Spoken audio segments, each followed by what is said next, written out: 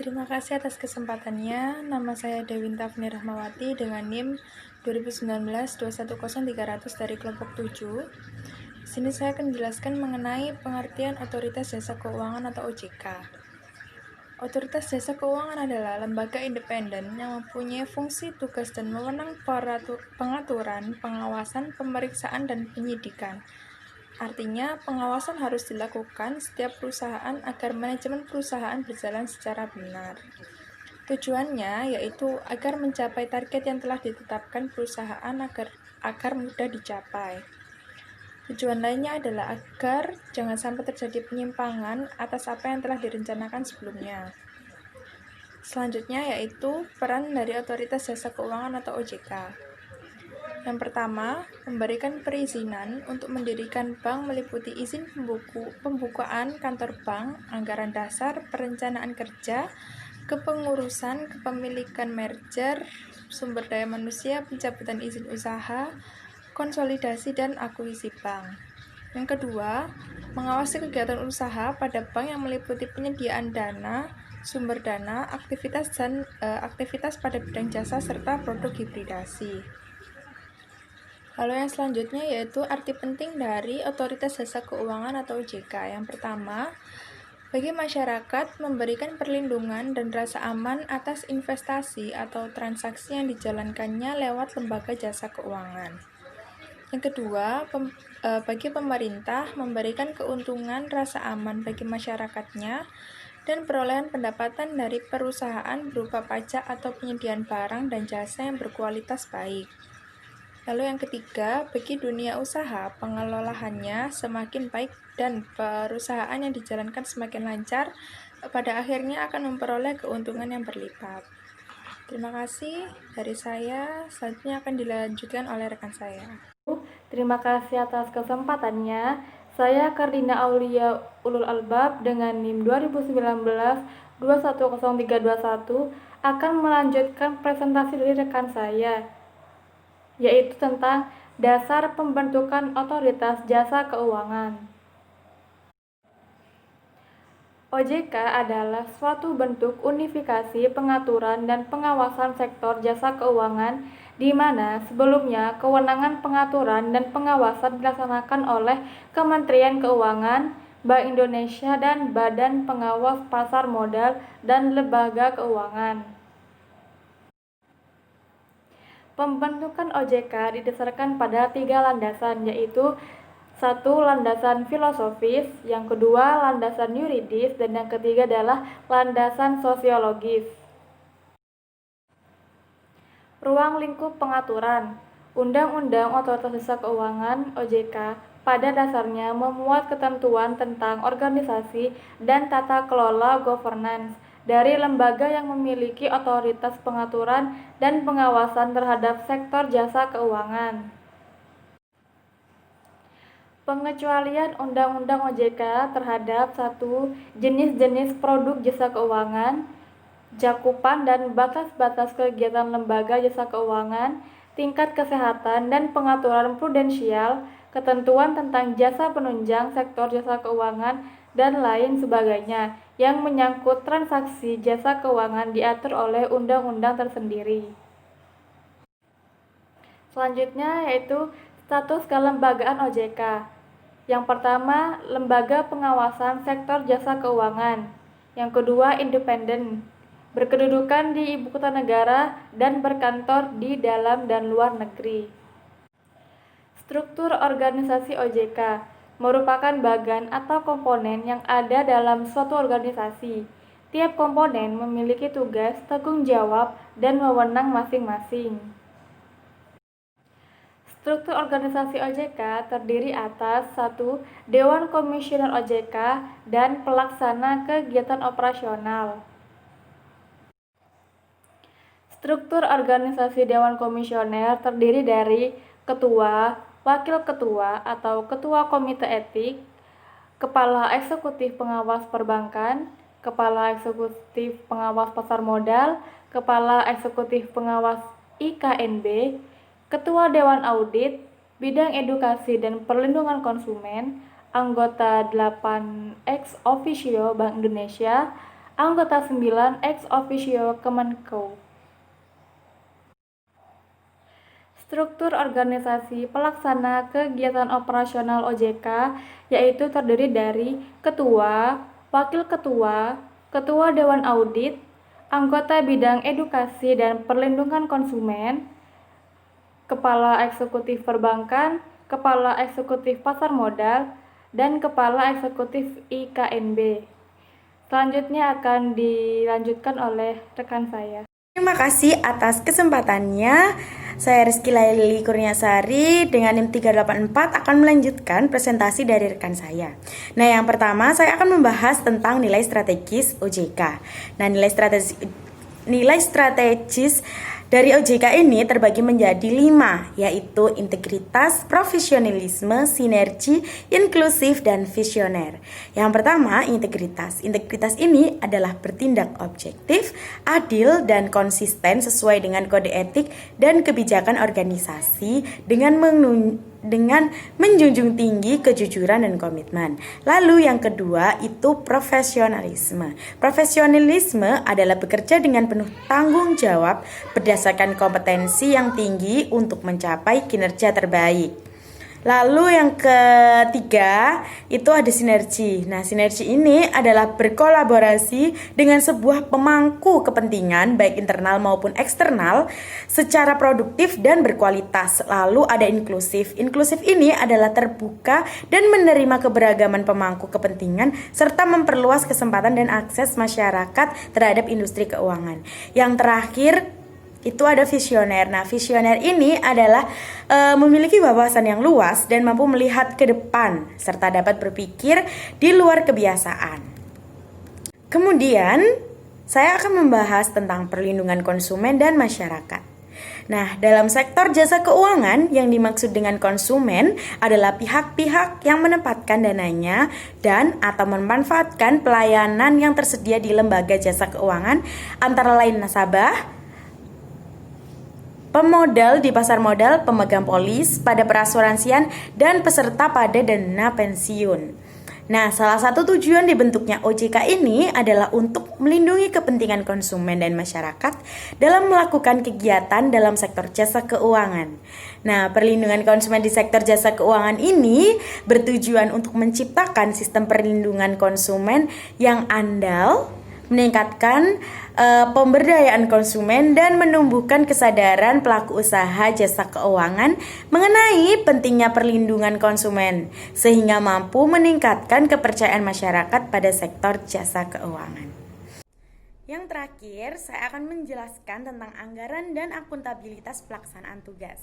Nah, dalam menjalankan tugasnya, tentu OJK sebagai sebuah lembaga supervise membutuhkan anggaran yang memadai dan pasti agar semua kegiatan OJK dapat berjalan dengan efektif. Nah, anggaran tersebut dapat berasal dari anggaran pendapatan dan belanja negara dan atau pungutan dari pihak yang melakukan kegiatan di sektor jasa keuangan. Kemudian, anggaran tersebut digunakan untuk membiayai kegiatan operasional, administrasi, pengadaan aset, serta kegiatan pendukung lainnya. Sebagai bentuk akuntabilitas dalam pencapaian maupun penggunaan anggaran OJK wajib terlebih dahulu memperoleh persetujuan dari DPR. OJK juga dapat menarik iuran dari pelaku industri keuangan sebesar 0,3% dan 0,06%. Nah, pungutan ini bersifat wajib sehingga besaran pungutan yang dimaksud OJK ini mencakup biaya pengaturan, pengawasan, pemeriksaan, dan penelitian untuk 1 tahun. Terima kasih atas kesempatannya. Perkenalkan, nama saya Aulia Citrawardani dengan NIM 2019-210395. Di sini saya akan melanjutkan presentasi dari rekan saya. Selanjutnya ada hubungan kelembagaan dari OJK. Hubungan kelembagaan dari OJK ini diatur dalam UU OJK, dasar hukum bagi protokol koordinasi dan juga kerjasama, baik antara lembaga dalam negeri maupun lembaga di luar negeri. Untuk lembaga di dalam negeri sendiri, contohnya ada hubungan antara OJK dan juga Bank Indonesia. Hubungan antara OJK dan Bank Indonesia ini diatur dalam UU pasal 39 UU nomor 21 tahun 2011. Pada pasal ini, OJK bisa berkoordinasi dengan Bank Indonesia dalam hal pengaturan dan pengawasan perbankan, misalnya dalam hal kewajiban pemenuhan modal minimum suatu bank atau kebijakan penerimaan dana dari luar negeri. Bentuk nyata sinergi antara OJK dan juga Bank Indonesia diantaranya adalah yang pertama, OJK berkoordinasi dengan Bank Indonesia dalam hal membuat peraturan pengawasan di bidang perbankan. Kombinasi kompetensi ini diharapkan akan menciptakan suatu tatanan peraturan yang sempurna. Lalu yang kedua, OJK dan Bank Indonesia harus terintegrasi dalam tukar-menukar informasi perbankan. Melalui penggabungan informasi ini, OJK dan Bank Indonesia akan lebih mudah mengakses informasi perbankan yang disediakan oleh masing-masing lembaga. Lalu yang ketiga, OJK dan Bank Indonesia harus melakukan timbal balik dalam rangka pemeriksaan bank. Dalam kondisi tertentu, Bank Indonesia akan melakukan pemeriksaan khusus terhadap suatu bank setelah koordinasi dengan OJK. Begitu pula sebaliknya, OJK setelah mengidentifikasi adanya permasalahan di suatu bank tertentu, maka OJK akan memberikan informasi tersebut kepada Bank Indonesia. Lalu yang kedua, ada hubungan antara OJK dan juga dengan LPS atau Lembaga Penjamin Simpanan.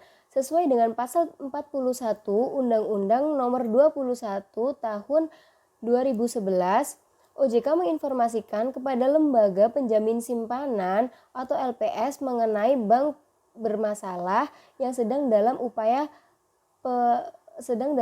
penyehatan oleh OJK.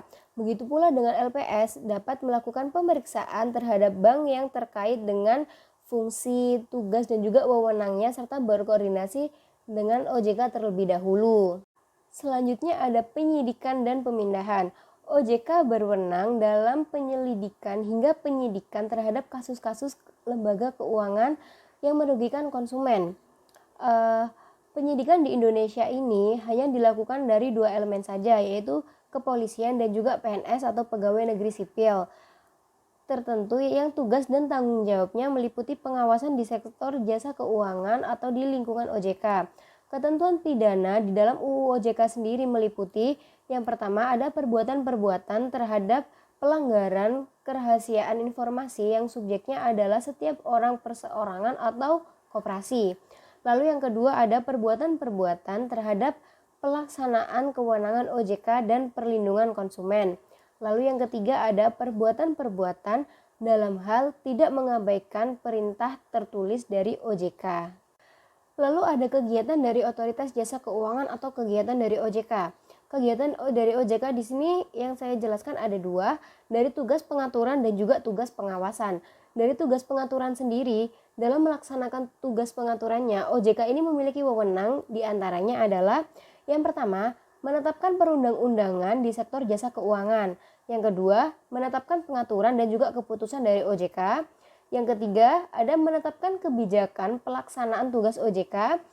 Yang keempat, ada menetapkan peraturan mengenai tata cara penetapan perintah tertulis terhadap lembaga jasa keuangan dan juga pihak tertentu. Lalu yang kelima, ada menetapkan peraturan mengenai tata cara penetapan pengelolaan statuter pada lembaga jasa keuangan. Lalu yang terakhir ada menetapkan peraturan mengenai tata cara penetapan pengenaan sanksi di sektor jasa keuangan. Lalu yang kedua ada pengawasan atau tugas pengawasan. Tugas pengawasan ini dalam melaksanakannya OJK juga mempunyai wewenang. Di antaranya yang pertama adalah menetapkan kebijakan operasi. Lalu yang kedua, mengawasi pelaksanaan tugas yang dilaksanakan kepada eksekutif. Lalu yang ketiga ada memberikan perintah tertulis kepada lembaga jasa keuangan dan juga atau pihak lainnya, pihak tertentu tentunya. Lalu yang keempat ada melakukan penunjukan dan juga menetapkan penggunaan pengelola statuter. Dan yang kelima ada memberikan dan atau mencabut izin usaha, izin perseorangan, surat tanda terdaftar dan juga pengesahan, persetujuan atau penetapan pembubaran. Terima kasih atas kesempatannya. Saya akan menerangkan kegiatan Otoritas Jasa Keuangan atau OJK.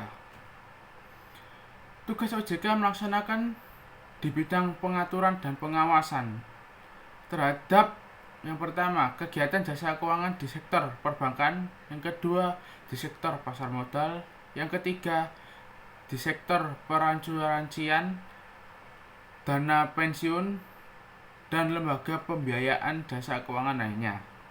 Yang kedua, tugas OJK melaksanakan di bidang pengaturan dan pengawasan. Yang pertama, menetapkan peraturan pelaksanaan undang-undang. Yang kedua, menetapkan peraturan perundang-undangan di sektor keuangan. Yang ketiga, menetapkan peraturan dana keputusan OJK. Yang keempat, menetapkan peraturan mengenai pengawasan di sektor jasa keuangan. Yang kelima, menetapkan kebijakan mengenai pelaksanaan tugas OJK. Yang keenam, menetapkan peraturan mengenai tata cara penetapan perintah tertulis. Yang ketujuh, menetapkan peraturan mengenai tata tertib penetapan pengelola status pada lembaga OJK. Yang kedelapan, menetapkan struktur organisasi dan infrastruktur. Yang kesembilan, menetapkan peraturan mengenai tata cara pengenaan sanksi sesuai dengan ketentuan peraturan. Beberapa tindakan otoritas jasa keuangan. Sejak berdiri, OJK sudah melakukan beberapa tugas yang berdampak cukup signifikan bagi masyarakat. Tindakan tersebut dalam rangka imbauan, peringatan, membekukan kegiatan, dan mencabut izin usaha suatu lembaga jasa keuangan. Kegiatan tindakan yang dilakukan OJK yaitu yang pertama, pada tanggal 10 Maret 2014 OJK membekukan kegiatan usaha modal Ventura atas PT Ventura Overseas Capital. Yang kedua, tanggal 25 Februari 2014 OJK melakukan keputusan menetapkan mencabut izin usaha unit syariah PT Tokomerin Indonesia. Yang ketiga, sepanjang tahun 2019 telah melakukan serangkaian tindakan pengawasan serta pengenaan sanksi di sektor jasa keuangan. Tercatat, OJK melakukan pembatasan penjualan rekatan tertutup di 37 manajer investasi, saksi administratif kepada 3 akuntan publik. Kode etik OJK adalah suatu norma yang berkaitan dengan kepatuhan atau kepantasan para pejabat, dewan komisioner, dan seluruh pegawai OJK. Kode etik ini bersifat mutlak dan wajib dipatuhi guna menjunjung tinggi rasa profesionalitas dalam menjalankan tugas. Komite etik adalah organ pendukung Dewan Komisioner yang bertugas mengawasi kepatuhan Dewan Komisioner, pejabat, dan pegawai OJK terhadap kode etik. Nilai-nilai dasar kode etik OJK dicerminkan dalam perilaku yang sesuai dengan nilai strategis organisasi OJK, yaitu integritas, profesionalisme, transparansi, akuntabilitas, sinergi, dan kesetaraan. Pada pasal 12 yang mengatur mengenai sanksi pelanggaran kode etik disebutkan, yang pertama, anggota Dewan Komisioner, pejabat, dan pegawai OJK yang melakukan pelanggaran terhadap kode etik OJK. Yang kedua, komite etik akan melakukan penilaian atas tingkat pelanggaran terhadap kode etik OJK dan merekomendasikan pengenaan sanksi kepada pejabat pemutus. Yang ketiga, pelanggaran kode etik OJK terdiri dari 3 golongan. Yang pertama, pelanggaran ringan, pelanggaran sedang, dan pelanggaran berat. Dan yang keempat, anggota Dewan Komisioner, pejabat, dan pegawai OJK wajib menerima dan melaksanakan keputusan pejabat pemutus. OJK melakukan pembatasan penjualan rekatan tertutup di 37 manajer investasi, saksi administratif kepada 3. Akuntan publik. Kode etik OJK adalah suatu norma yang berkaitan dengan kepatuhan atau kepantasan para pejabat, dewan komisioner, dan seluruh pegawai OJK. Kode etik ini bersifat mutlak dan wajib dipatuhi guna menjunjung tinggi rasa profesionalitas dalam menjalankan tugas. Komite etik adalah organ pendukung Dewan Komisioner yang bertugas mengawasi kepatuhan Dewan Komisioner, pejabat dan pegawai OJK terhadap kode etik. Nilai-nilai dasar kode etik OJK dicerminkan dalam perilaku yang sesuai dengan nilai strategis organisasi OJK, yaitu integritas, profesionalisme, transparansi, akuntabilitas, sinergi, dan kesetaraan. Pada pasal 12 yang mengatur mengenai sanksi pelanggaran kode etik disebutkan, yang pertama, anggota Dewan Komisioner, pejabat, dan pegawai OJK yang melakukan pelanggaran terhadap kode etik OJK. Yang kedua, Komite Etik akan melakukan penilaian atas tingkat pelanggaran terhadap kode etik OJK dan merekomendasikan pengenaan sanksi kepada pejabat pemutus. Yang ketiga, pelanggaran kode etik OJK terdiri dari 3 golongan. Yang pertama, pelanggaran ringan, pelanggaran sedang, dan pelanggaran berat. Dan yang keempat, anggota Dewan Komisioner, pejabat, dan pegawai OJK wajib menerima dan melaksanakan keputusan pejabat pemutus.